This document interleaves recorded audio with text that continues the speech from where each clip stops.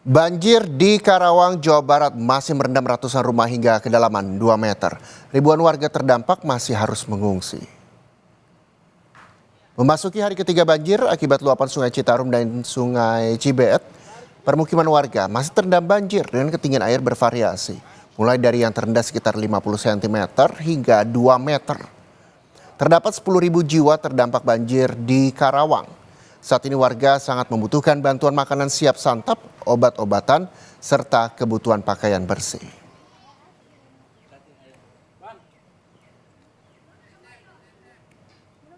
Sekarang tuh udah mulai surut, cuma surutnya ini kan agak lambat ya. Paling semalam saya perhatikan itu 40 cm surutnya itu butuh waktu sekitar 4 jam. Karena memang kan ini kan ada dua arus ya. Jadi himpitan sungai dari Citarum sama Cibeet, sehingga semalam itu kan debitnya itu kan Cibeet kan udah mulai turun ya, sementara Citarum itu makin naik, sehingga ya arus dari Cibeet agak tersendat oleh Citarum. Dan untuk mengetahui kondisi terkini banjir di Karawang, Jawa Barat, kita akan sapa jurnalis Kompas TV, ada Adi Wahadi di sana. Adi, selamat siang, ini banjir meluas. Lalu bagaimana kondisinya? Apakah sudah mulai surut dan berapa ketinggiannya?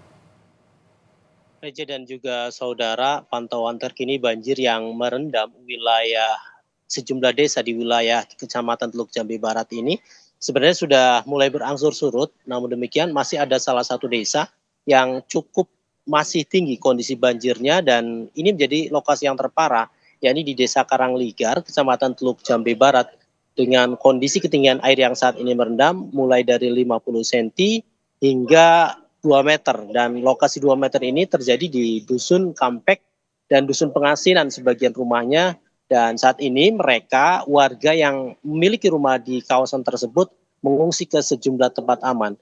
Berdasarkan data yang kami terima dari pemerintah Desa Karangligar, untuk wilayahnya saat ini ada sekitar 2.560 jiwa yang saat ini masih bertahan di tempat pengungsian, mengingat kondisi banjir yang saat ini masih cukup dalam sehingga warga dalam 3 hari ini masih bertahan di pengungsian.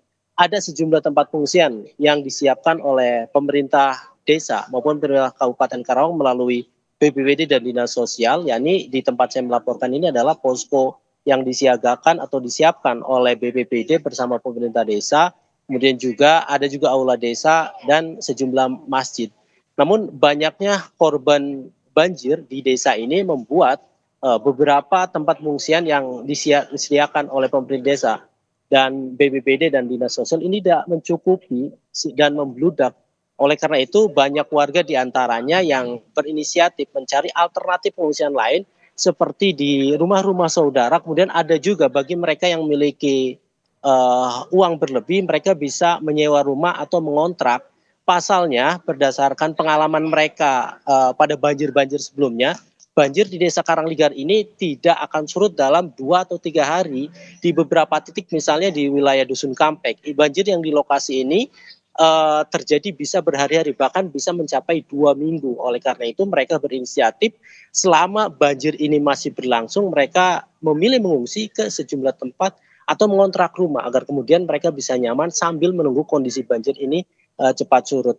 Sejumlah bantuan makanan siap saji serta alat kebersihan dan air bersih ini menjadi salah satu kebutuhan yang saat ini sangat dibutuhkan para korban banjir, mengingat hampir satu desa ini terendam banjir sehingga sumber-sumber air bersih, kemudian mereka juga tidak bisa melakukan aktivitas masak-memasak untuk berbuka dan bersahur karena kondisi tadi, kondisi rumah-rumah mereka yang masih terendam. Sebenarnya Dinas Sosial dan sejumlah lembaga relawan lainnya kerap kali melakukan suplai bantuan makanan siap santap untuk para korban banjir ini.